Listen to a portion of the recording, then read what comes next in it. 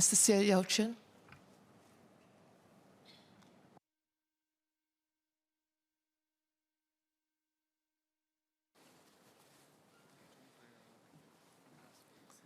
Madam, in 2020, I said in my maiden speech in this House during the thick of COVID that while we worked on the immediate task at that time of flattening the epidemic curve, we also needed to keep our sights squarely on our longer-term healthcare challenges and bend our long-term healthcare cost curve. Today, we're debating a new health and healthcare strategy for Singapore, laid out in the white paper on Healthier SG. The last time MOH published the white paper was 30 years ago. That paper was on affordable healthcare, and it was a landmark paper that went on to define the development of our healthcare system over the last 30 years. 30 years on, we have this white paper on Healthier SG, and I believe it will be no less of a landmark paper, providing an additional strategy, a strategy reboot for a vastly different population with very different needs, and against the backdrop of a government healthcare budget that has increased many times in the last 10 years. This white paper shows how urgent and important our challenge of bending the healthcare cost curve is. I stand in support of the motion. I had two key considerations in mind as I prepared this speech.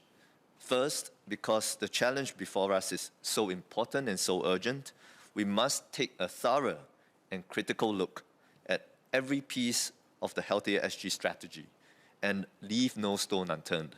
In this regard, I'll make quite a number of points in my speech. But second, I will focus only on the strategy, the key strategic pieces, and set aside for now questions that are of a more operational nature, even if there are a number of these.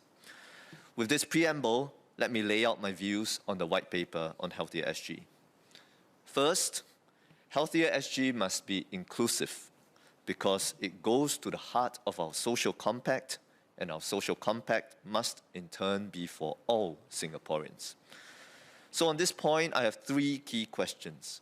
One, how do we ensure that Healthier SG is inclusive socio-economically?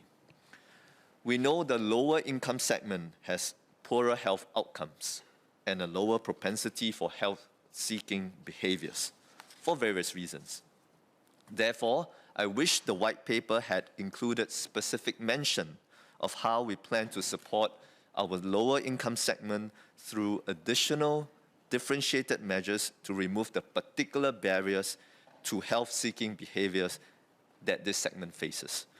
For example, because traveling distance may be an especially salient barrier for this segment, do we need to be particularly deliberate in ensuring proximity of family doctors in both GP clinics and polyclinics to our rental communities?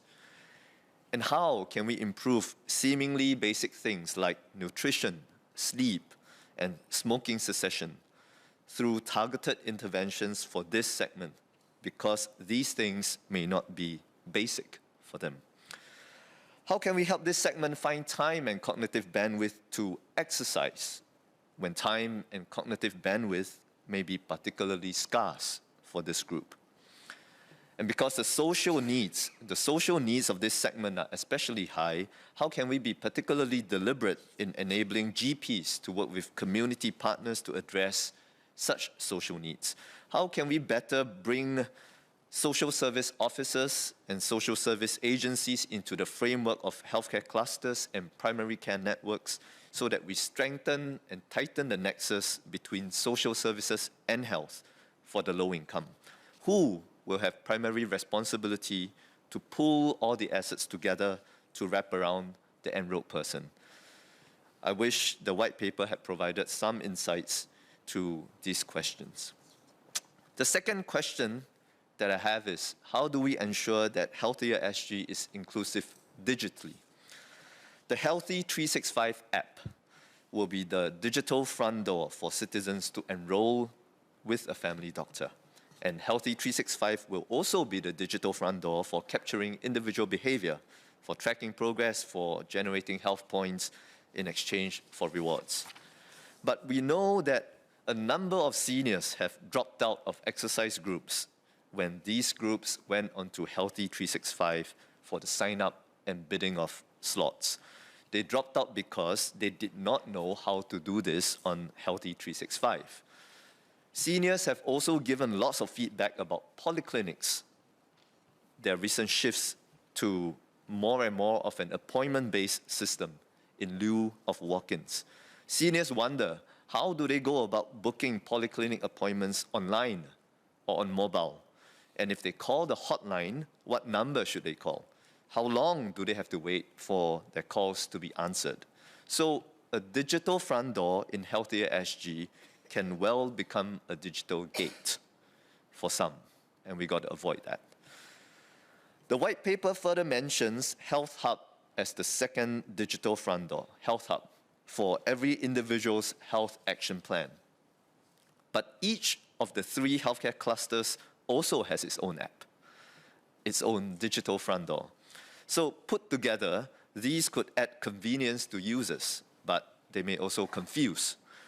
The point is, while digital is essential and we must have digital channels, we have to also preserve traditional channels, traditional touchpoints. In other words, I think we must provide optionality in the key touchpoints of Healthier SG. Optionality by providing both traditional and digital options rather than substituting the traditional with the digital. We need optionality as a core design principle of key Healthier SG touchpoints. The third question I have is, how do we ensure Healthier SG is inclusive for all healthcare professionals? I did a word count. The word doctor was mentioned more than 160 times in the white paper, unsurprisingly, compared to nurse and nursing, which were mentioned 22 times. Pharmacist was mentioned 7 times. Allied health, pharmacist was mentioned 6 times. Allied health 7 times. So the doctor appears overwhelmingly to be the center of gravity in the Healthier SG strategy. But what about the roles of a nurse, a pharmacist, and allied health professional? Is there room for more equal roles, more co-leadership to shape preventive care in the community? Because let's pin the flag squarely on the mast. The focus of Healthier SG is chronic diseases. Prevent chronic disease onset in the first instance, and if disease is inevitable, manage these diseases well. So it is not complex medicine per se, but medicine that is person-centered, relationship-driven, and certainly high value. And in this respect, actually, nurses are very good. Nurses are very good at titrating medication and at engaging, motivating, and cajoling. These are key activities in preventing chronic diseases and in managing chronic diseases that nurses can be very good at. And in comparison, what is more exclusive to doctors is the gestalt to diagnose diseases and to provide prognosis of disease trajectories. And so I wish we had a fuller articulation of the vision for nurses, pharmacists, and allied health professionals, including medical social workers, in the overall Healthier SG strategy, all practicing at the top of their respective licenses in the community alongside doctors to prevent and manage chronic diseases across our population. And I think we also need a mindset shift in our population from a doctor-centric view to one that respects all healthcare professionals, including nurses, pharmacists, and allied health professionals, and what they can do at the top of their licenses. So in summary, my first broad point, our Healthier SG strategy needs to be inclusive socioeconomically, inclusive digitally, and inclusive for all healthcare professionals. My second broad point is that manpower planning will be key in Healthier SG. The most natural question in this regard is how many family doctors, nurses, and so on we would need to fully realize the strategy. But I prefer to leave this to MOH's Committee of Supply debate next year. I think that would be the best time to discuss manpower numbers. Today, I'd like to raise some other points about manpower planning. First, For the public healthcare sector, we need stability to become a key principle in manpower planning. Family doctors and physicians in our public polyclinics will take on a significant portion of the Healthier SG workload, even as we enable GPs to step up and to do more. So within the polyclinics, I like to ask, what happens to enrollment arrangements? What happens to enrollment arrangements when family doctors and physicians within these polyclinics get rotated or cross-deployed as they routinely do? Do patients move with the doctors? And fundamentally, are Singaporeans going to be enrolled to a polyclinic or to a particular doctor within the polyclinic? May I suggest boldly that we need less rotation and more stability in our manpower planning for all polyclinics across all three healthcare clusters in order for Healthier SG to work as it should. And on a related note, may I suggest even more boldly that clinical manpower recruitment, posting, deployment in general across our three healthcare clusters should be centralized at the ministry level going forward. Currently, the healthcare clusters have principal responsibility for this strategic manpower function. Taking this responsibility off the clusters and moving it to the ministry level will ensure a coherent manpower planning strategy nationwide in support of national desired outcomes. And as importantly, this would free up strategic bandwidth within the clusters for them to step up to their very important new roles and responsibilities as regional health managers under Healthier SG. Besides clinical manpower planning, we would need equally robust manpower planning for cybersecurity and healthcare IT talent. As the white paper noted, and many members have noted, IT is a critical enabler and quite often a pain point. But the competition for tech talent has never been more intense and will probably intensify further. So how does the ministry plan to manage the competition and secure the healthcare IT and cybersecurity talent that it needs to deliver on Healthier SG? We need to get this right because this is about securing public trust in the protection of their healthcare data. And it is also about securing the trust of professional users in the usability and interoperability of our healthcare IT systems. So in summary, my second broad point about manpower planning for Healthier SG, we need this to enhance clinical manpower stability in polyclinics. We need to free up strategic bandwidth for healthcare clusters, and we need to secure critical IT talent. My third broad point is, let's remember to integrate downstream even as we look to integrate upstream. It is timely and apt for Healthier SG to emphasize upstream interventions, primary care, preventive care, collaboration between GPs and community partners to promote health. All this is good. But we also need to pay an equal amount of attention to integrating much more downstream. In other words, strengthening the integration between GPs and specialists that are based largely in our hospitals. GPs have spoken of the need to become more equal partners in care vis-a-vis their specialist counterparts. GPs want to feel that after a referral is made to a specialist in a hospital, there is tight two-way communication and the loop is closed, and GPs don't feel like they are losing their patients to the system and in the system. Of course, details about such integration between GPs and specialists ought to be worked out by the healthcare clusters, but I wish the white paper had made a stronger mention of our larger strategic intent in this regard. For Healthier SG to really tackle chronic diseases across our population, we need to integrate much more both upstream and downstream across the health and healthcare value chain and address all archetypes, including those with more advanced diseases and requiring more specialized care. My fourth broad point is that on healthcare financing, on healthcare financing, I think our reforms can go further to truly drive integration. Ideally, capitation funding to GPs should flow through the healthcare clusters. Funding to the GPs should flow through the healthcare clusters rather than from MOH, as is currently proposed in the white paper. Capitation to funding through the clusters will drive fuller integration between GPs and the clusters as regional health managers.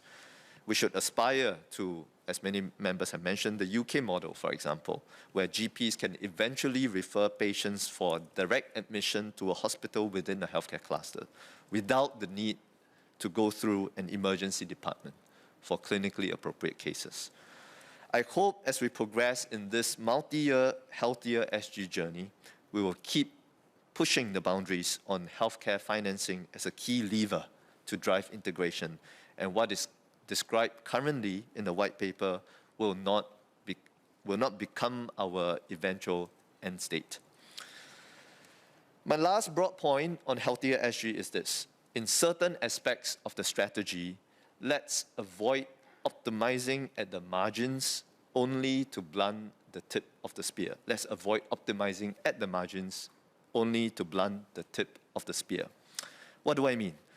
The motion before us today has only 3 limbs, and community-based programs are one of the limbs. In fact, the white paper also emphasized that good health, I quote, good health is sustained through everyday choices and habits which take place outside healthcare facilities, outside the clinic. So community-based health promoting programs are a center of gravity for healthier SG. These programs in the community are what I would call the tip of our healthier SG spear. And as Minister mentioned just now in his opening speech, they occupy that space and that time between the visits to the clinic, to the GPs. So they're really important. They're the tip of our spear. And we must keep it sharp. Keeping it sharp means, amongst other things, I think, ensuring that there is adequate funding to this part of the strategy. And as importantly, we need to rethink how we measure effectiveness and efficiency of such funding. For example, exercise groups by Health Promotion Board had emerged with a vengeance since we opened up, and residents have really welcomed this. But recently, there has been concerns amongst residents that some of the exercise groups by HPB could be cut or consolidated away because they are not hitting and maintaining a certain attendance rate. Now, if the purpose of these exercise groups is simply community programming, then I would agree with this approach because we need to be prudent. But if such community exercise programs are so important in Healthier SG, and if these programs are the tip of our Healthier SG spear, then we need a different approach.